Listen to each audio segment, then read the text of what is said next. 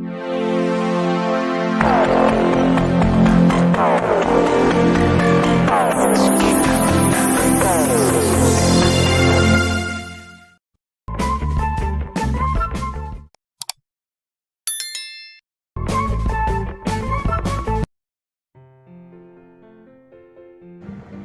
அலைக்கும் ஃப்ரெண்ட்ஸ். நம்ம இப்போ பார்க்க போகிறது ஒரு அவுட்டோரில் வயரிங். அதாவது அவுட்டோரில் என்னென்ன உண்டு, அதில் வயரிங் எப்படி நடக்குது, அதில் ஃபங்க்ஷன் எப்படி நடக்குது, அதாவது எப்படி வேலை செய்யுதுன்னு பார்க்கலாம். நம்ம முதல்ல பார்ப்போம் கனெக்டர் பார். அதாவது ஃபேஸ் நியூட்ரல், ரிட்டர்ன் ஃபேஸ், அதாவது சிக்னல்னு சொல்லுவாங்க. அது ரிட்டர்ன் ஃபேஸ் 8, அதாவது 4 சேர்ந்து சில இதில் 5 வரலாம். கனெக்டர் சேர்ந்து வரும். அதாவது கனெக்டர் பார், ஃபேஸ் நியூட்ரல் கனெக்ட் பண்ணுறதுக்கு ஒரு பார் ஒன்று வரும். அதான் அதில் பேர் தான் கனெக்ட். அடுத்தது ஒரு கண்டக்டர். அதாவது இப்போ நம்ம பார்க்க போகிறது 220 கண்டக்டர் உண்டு, 2 போல். நார்மலாக ஒரு அவுட்டோரில், அதாவது சிங்கிள் பேஸ் அவுட்டோரில் 2 போல் யூஸ் பண்ணப்படும். நார்மலாக அதாவது 220 தான் மினிமம் ஸ்பிளிட் ஏசிக்கு யூஸ் பண்ணப்படும். நார்மலாக சின்ன ஏசிக்கெல்லாம் 220 தான் யூஸ் பண்ணப்படும். 220 சொல்கிறது அந்த கண்டக்டரை கோயிலுடைய கெப்பாசிட்டி 220. அடுத்ததாக பார்க்க போகிறது ஒரு கம்ப்ரஸர். அதில் ஸ்டார்டிங், ரன்னிங், கொமன் 3 டெர்மினல் வரும். அதை நம்ம எப்படி வயரிங் கனெக்ட் பண்ணுறதுன்னு பார்க்கலாம். அதுக்கு முன்னாடி அடுத்த மீதி உள்ளது என்னென்னு பார்த்துட்டு வயரிங்கையும் பார்ப்போம். அடுத்தது ஒரு ஃபேன் மோட்டர். அதாவது அவுட்டோர் ஃபேன் மோட்டர். நார்மலாக ஒரு ஃபேன் மோட்டர் ஒன்று வரும்.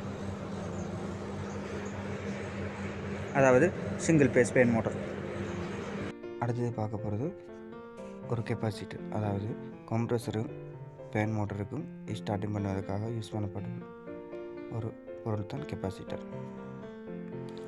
நார்மலாக ஒரு அவுட்டோருன்ற இப்போ வயரிங்கை பார்க்கலாம். நம்ம ஒரு கனெக்டர் பாரில் இப்போ லைவ் நியூட்ரல் ஃபஸ்ட்டு லைவ் நியூட்ரலில் பார்ப்போம் எங்கே போகுதுன்னு.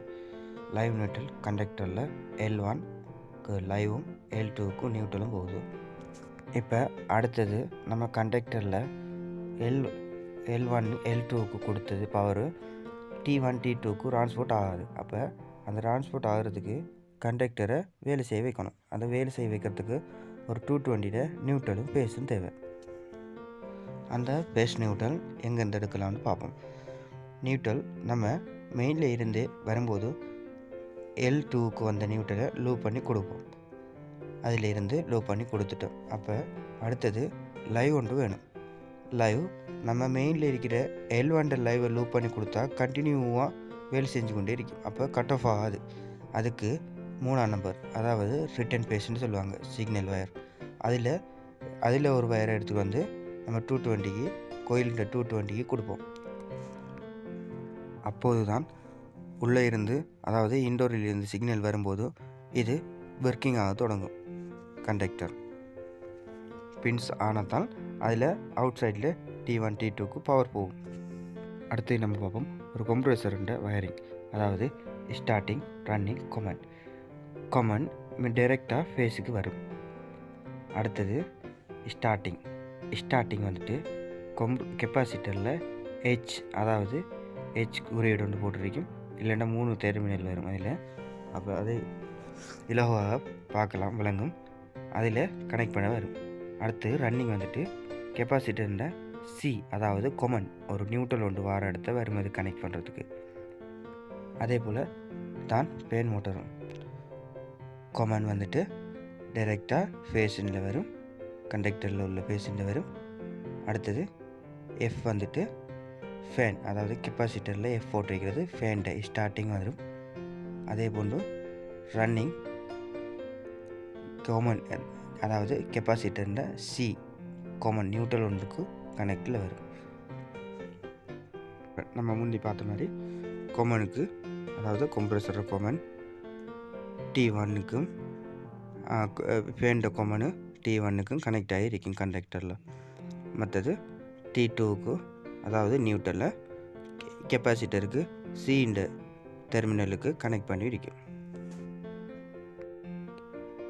பார்த்தோம்னா ஏர்த், அதாவது ஏர்த்து ஒரு பொடி இருள நார்மலாக கனெக்ட் பண்ணப்படும்.